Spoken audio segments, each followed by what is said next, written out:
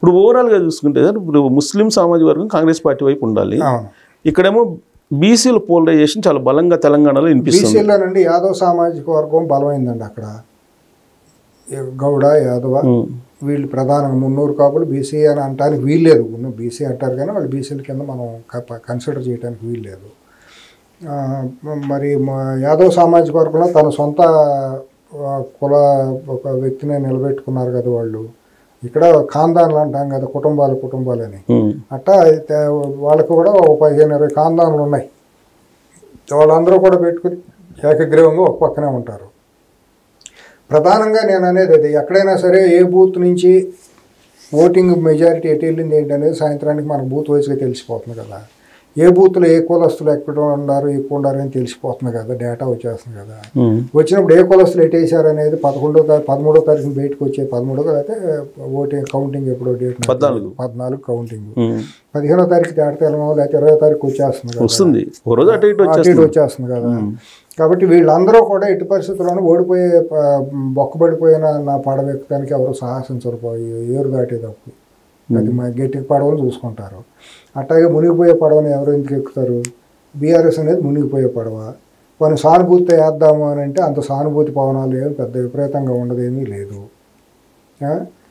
తర్వాత అతను చేసిన విపరీతమైన దౌర్జన్యాలు కూడా అందరి మీద రౌడీ షీట్లు పెట్టించడం, అక్రమ కేసులు పెట్టించడం, పోలీసులతో కొట్టించడం అనేది గోపి చేశాడు. అందరి మీద దౌర్జన్యాలు దారుణాలు చేశాడు. సొంత కమ్మకులస్తుల మీద కాకుండా ఇతర వాళ్ళ మీద కూడా చేశాడు. దూకుడు వాడు, మనస్తత్వం అటువంటిది అతను. వాడు అంటే సరే నాకు సన్నిహితం కదా, చిన్నప్పటి నుంచి ఉంది కాబట్టి నేను మాట్లాడతాను. కాబట్టి అతను మైనస్లు అన్నీ అతనికి ఉన్నాయి. అతనికి సానుభూతి ఎక్కడ వచ్చే పరిస్థితులు ఏమీ లేవు. తర్వాత ఏంటంటే వాళ్ళు 2వ తారీఖు ఇంకా 9 రోజులు ఉంది. 9 రోజుల్లో గ్రాడ్యువల్గా హీట్ పెరుగుతూ ఉంటుంది. పెరిగినప్పుడు మళ్ళీ ఇదే కేకేలు పీకే సర్వేలు అబ్బాయి మధ్యలో మారిపోయిందండి. ఇవన్నీ బుస్ మాటలండి. ఎప్పుడు కూడా ఓటర్ అనేవాడు ముందుగానే డిటర్మిన్డ్గా మైండ్కి వచ్చేస్తాడు. సుబ్బారావు నా మనిషి నాకు కావాలో వద్దా, అంతే. దాంట్లో శశపక్షలు ఏముంటాడు, సైలెంట్గా ఉంటాడు, బయటకు కూడా చెబుతాడు. ఏమవుతుందని దీంట్లో బీఆర్ఎస్ రేపు పొద్దున గెలిచి వస్తే నన్ను కొడతారని భయం ఉంటే కదా చెప్పకుండా ఉండడానికి. ఇప్పుడు ఏ ఫ్యాక్టర్ బలంగా ఓటింగ్కి ఆధారం అంటే క్యాస్ట్ పరంగా జరిగిద్ది అంటారా, లేదంటే పార్టీ పరంగా జరిగిద్ది అంటారా, క్యాండిడేట్ పరంగా జరిగిద్ది అంటారా? మేజర్ ఫ్యాక్టర్ ఏది? మేజర్ అంటేనండి క్యాండిడేట్ పరంగా జరగడానికి అవకాశాలు లేవండి. బలహీనమైనకి ఇద్దరు కూడాను. క్యాండిడేట్ ఇక్కడేమో మహిళా సానుభూతితో వచ్చిన ఆవిడకి ఎలక్షనీరింగ్ మాట్లాడటం అది ఏమీ లేదు. ఓన్లీ పార్టీ మీద ఆధారంతో చేస్తున్నారు. ఈ శ్రీశైలం యాదవ్ కొడుకు ఇవ్వడం మూలం శ్రీశైలాన్ని భూతంగా చూపించి చేస్తున్నారు. దాన్ని కడుక్కోలేని పరిస్థితుల్లో వాళ్ళు ఇంకా కొట్టుమిట్టాడుతున్నారు. నిజంగా మరి అది తప్పు మాట. రౌడీ షీటర్ బీఆర్ఎస్లో ఎంతమంది లేరు? రౌడీ షీటర్లోనూ పాస్పోర్ట్ బ్రోకర్లు ఎంతమంది మార్ఫింగ్లు చేసి దొంగ పాస్పోర్ట్లు ఇప్పించిన వాళ్ళు మంత్రులు అవ్వలేదు? ఎంతమంది దుబాయ్ అని చెప్పి బొంబాయి చూపించి దుబాయ్ అని చెప్పి మోసం చేసి సొంత ఊరు వస్తే కొడతారని చెప్పి ఢిల్లీలో దాక్కున్న వాళ్ళు ఎవరు తెలియదా? కానీ అటు కాదు కదా, నోరున్నోళ్ళదే రాజ్యం అంతే. కర్రుండాడితే బర్రె అన్నట్టు, నోరుండాడితే ఊరు అన్నట్టు వాళ్ళు మాట్లాడుతున్నారు. కాంగ్రెస్ వాళ్ళు ఎవరు మాట్లాడలేకపోతే సోషల్ మీడియా ఓపెన్ చేస్తే నవీన్ యాదవ్ రౌడీ షీటర్ మీరు ఓట్లేస్తారా? ఇప్పుడు బీఆర్ఎస్ లో నువ్వు ఎంతమందికి రౌడీ షీటర్లకి టికెట్లు ఇచ్చావు? ఎంతమంది నేర చరిత్రలకు నువ్వు మంత్రి పదవులు ఇచ్చావు? నువ్వు 10 ఏళ్లలో ఎంతమంది మీద రౌడీ షీట్లు ఓపెన్ చేయించావు? తెలంగాణలో ఎంతమందిని హింసించావు?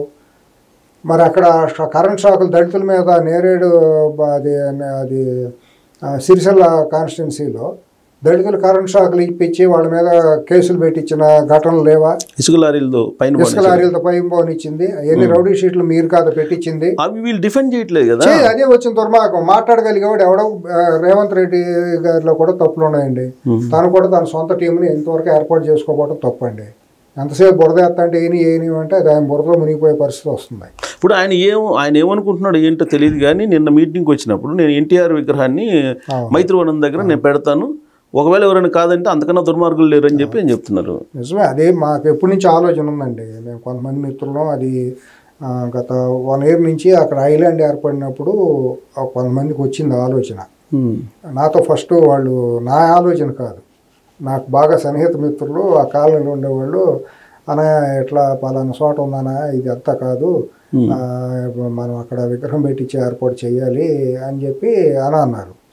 అన్నప్పుడు సరే వెళ్దామని చెప్పి మేము పెద్దవాళ్ళతో, నేను మండ వెంకటేశ్వరరావు గారు ఇటువంటి వాళ్ళతో కాంగ్రెస్తో ఎలాగైనా ఉన్నాం కాబట్టి మేము అన్నాం కూడా ఇట్లా ఉంది అని చెప్పి.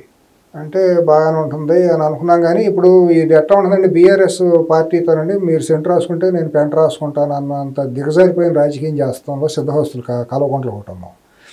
సరే దాన్ని జాగ్రత్తగా చేయాలి, మళ్ళీ మున్సిపల్ కార్పొరేషన్లో తీర్మానం ఎన్ని పెట్టడం, విగ్రహం పెట్టాలంటే ఎన్ని కొన్ని ప్రాసెస్లు ఉన్నాయి కదా, లీగల్ ప్రాసెస్లు, లేకపోతే కోర్టులు కొట్టేస్తాయి కదా అని మండవ్ గారు కూడా ఏమన్నారంటే కొద్దిగా జాగ్రత్తగా ఆలోచించి చేద్దాం, తొమ్మిది అందరూ కలిసి మాట్లాడుకుని జాగ్రత్తగా చేసి రేవంత్ రెడ్డి గారి ముందు పెడదాములే అనే ఆలోచనతో ఎప్పటి నుంచో ఉన్నది అది.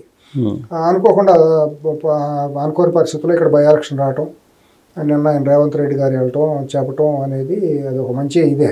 తర్వాత ఇంకో ప్రధానంగా ఎన్టీఆర్ గారి పేరు వచ్చింది కాబట్టి చెప్పాలి. ఇదే కమ్మసంఘాల వాళ్ళు మోతీనగర్లోనే ఎక్కడో ఎన్టీఆర్ విగ్రహం పెడితే ఇదే గోపీనాథ్ తీపిచ్చేసాడు. రాత్రికి రాత్రి జేసీబీలు క్రేన్లు పెట్టి ఎత్తి పక్కన పడేపించాడు. మోతీనగర్లో ఉందనుకుంటా. లేదండి, అది పెద్ద గొడవ అయింది. రాత్రి చేసి వాళ్ళందరూ నా మీద కేసు అదంతా అరెస్ట్ చేస్తే ఆ రోజు మాధవరం కృష్ణారావు వచ్చి నిలబడి ఎస్ఆర్ నగర్ పోలీస్ సిఐకి ఫోన్ చేసి వార్నింగ్ ఇచ్చి, నాకు బాగా వ్యక్తిగతంగా తెలుసు, చాలా గొడవ అయింది ఆ రాత్రి అంతా కూడా. విగ్రహాలు పెడతానికి లేదు, నేను చెప్పినట్టే జరగాలి, నా చెప్పు చేతలో ఎన్టీఆర్ విగ్రహం పెడతానికి ఎట్టా పెడతారని చెప్పి ఇదే గోపీనాథ్ ఎన్టీఆర్ విగ్రహాలు తీపిచ్చాడు. దాన్ని వాడుకుంటున్నా కూడా వాళ్ళ కాంగ్రెస్ ప్రభుత్వం ఫెయిల్ అవుతుంది దాన్ని ఎక్స్పోజ్ చేయడంలో కూడా. అక్కడ మాట్లాడమనండి, మీరు మైక్ తీసుకుని రేపు వెళ్ళి చూడండి, అక్కడ కమ్మసంఘాలను అడగండి, మోతీనగర్ కమ్మసంఘాల దగ్గర మీరు అడగండి. సబ్జెక్ట్ కరెక్షన్ ఎక్కడో నేను డీప్గా ఇప్పుడు వెళ్ళాలి. కళ్యాణ్ నగర్ లో చౌరస్తాలు అయితే ఉన్నట్టుంది. అక్కడ ఒకటి చోట విగ్రహం తీపిచ్చారు. తీపిస్తే మాధవరం కృష్ణారావు, ఆయన మనకేముంది ఏ పార్టీ అయితే ఆయన బీఆర్ఎస్ ఉండొచ్చు, ఆయన వచ్చి రాత్రి వచ్చి డీసీపీతో మాట్లాడి, అప్పుడు ఆనంద్ గారు అనుకుంటా కమిషనర్, సిపి ఆనంద్ గారు ఉన్నారు, ఆనంద్ గారు ఆయనతో మాట్లాడి ఇది చేస్తే నేను ఆ పరిస్థితుల్లో నేను ఒక చోట ఒక ఇంపార్టెంట్ కీలకమైన ఉన్నతమైన పోలీస్ అధికారి ఛాంబర్లో నేనున్నా. ఉన్నప్పుడు అక్కడ జరిగిన సంభాషణ, సిపి గారు కాదు, వేరే ఒక నగరంలో కీలకమైన స్థాయిలో ఉన్న ఆఫీసులో నేను ఉన్నప్పుడు, మేము ఏం చేయమంటావు, వచ్చేసి తెస్తావా లేదని మమ్మల్ని సతాయం చేస్తున్నాడు, మా డీసీపీ దగ్గరికి వచ్చి బెదిరిస్తున్నాడు గోపి అని చెప్పి ఇదే మాట అక్కడ అవతల కన్వర్సేషన్ జరుగుతూ ఉంది. ఎందుకు గోపికి ఎందుకు ఎన్టీ రామారావు గారు అంటే ఈ భావం అంటే నా సామ్రాజ్యంలో నేను చెప్పింది చేయాలి, రేపొద్దున కేసీఆర్ విగ్రహాలు లేదా కేటీఆర్ విగ్రహాలు పెట్టుకుంటాం. ఓకే, అప్పుడే మీకు ఇంకోటి కూడానండి, జూబ్లీహిల్స్ నియోజకవర్గంలో తెలుగుదేశం పార్టీ కట్టిన దిమ్మలన్నిటికీ గులాబీ రంగు వేయించాడండి. ఎన్ని దౌర్భాగ్యం తెలుగు కాంగ్రెస్ పార్టీ మాట్లాడలేకపోవటం. నాకు అవసరం లేదు, నేనేదో ఇంత జరిగింది కమ్మ సమాజ వర్గం పెద్దలకు తెలియదు అంటారా? ఆ బొంగులో పెద్దలు ఎవడున్నాడు కమ్మ సమాజం కదా, ఎవడు అంతా నేను పెద్దనా, నేను చెప్పుకుంటే నా దండ నేను వేసుకుంటే నేను గొప్ప. ఒకళ్ళు కేజీఎఫ్ అంటారు, ఇంకొకళ్ళు కమ్మ సమాజం అంతర్జాతీయ అధ్యక్షులు అంటారు, ఇంకొకళ్ళు జాతీయ అధ్యక్షులు అంటారు. యథార్థవాది నా మీద పడి ఎడుతారు, మీ మీద పడి ఎడుతారు ఏమన్నా నిజాలు మాట్లాడితే. ఇవన్నీ కార్తీక మాసం వన భోజనాలు పొట్లాడి వచ్చే సంఘాలు తప్పించి కులం కోసం ఔన్నత్యాన్ని గొప్పతనాన్ని నింపే విధంగా క్యారెక్టర్ ఉండాలి ఎవరు లేరండి నా ఉద్దేశంలో. సారి ఎందుకంటే నేను ఎప్పుడూ ఏమంటానంటే ఏ కులమైనా గొప్పదేనండి. ఒక కులానికి ఒక నాయకుడిగా ఉండాలంటే ఒక గొప్పగా జీవితంలో అచీవ్ చేసి మచ్చలేని నాయకుడిని మనం గౌరవాధ్యక్షులుగా పెట్టుకుని ప్రతి ఒక్కళ్ళం కార్యకర్తలుగా ఉండి, మీ బాడీ ఎవర్రా బాబు అంటే మీ కార్యవర్గం ఎవరు అని అంటే ఇదిగో పలానా పద్మశ్రీ అవార్డు, పద్మభూషణ్ అవార్డు, లేకపోతే పలానా గొప్ప ఇండస్ట్రియలిస్టు, ఆయన ప్రెసిడెంట్ అండి, పలానా ఈయన సెక్రటరీ అండి, పలానా వాళ్ళు కార్యవర్గ సభ్యులు అండి, మా గవర్నింగ్ బాడీ వీళ్ళు అండి, వీళ్ళు సలహాదారులు అండి, మేమందరం కార్యకర్తలు అండి అంటే గొప్పతనం అంట. గాడు బంగలు నేను ముండాగొడుగులు అందరూ తల ఒక సంఘం పెట్టేసేసి నేను జాతీయ ఈయన ఈ స్థాయిలో పెట్టేసేసుకుని ఎవరి దండాడు వేసేసుకుని కులాన్ని అమ్మేసుకుని గజానికి కేజీల లెక్క కమ్మ కులాన్ని అమ్మేసుకుంటాం, కమ్మ కులాన్ని అడ్డం పెట్టుకుని టికెట్లు తెచ్చేసుకోవాలని చూడటం, వీళ్ళ వెనకాల అంత కమ్మళ్ళందరూ పొలవమని ఉండట్టు, వీళ్ళందరూ దిశానిర్దేశం చేసినట్టు జాతిపితలు అయినట్టు, వీళ్ళు ఏంటి బొంగులో కబుర్లు, వీళ్ళు ఎవరు లెక్క చేస్తారండి. నా చరిత్ర ఏంటో నాకు తెలియదు, మీకు తెలీదా? నేను ముందు వెళ్తాంటే నా నేడు నా వెనక వస్తుందండి, నా చరిత్ర ఏంటో నా వెనక నడుస్తుంది. నేను పుట్టిన గ్రామం నుంచి వాళ్ళు మీ దగ్గర మాట్లాడుతున్న దగ్గర నుంచి నా వెనక నా గురుగంధులండి నా నలుపు నా వెనక నా వెంటాడుతూనే ఉంటుంది. నా అంతటి నేను గొప్ప అంటే సమాజం హర్షిస్తుందా?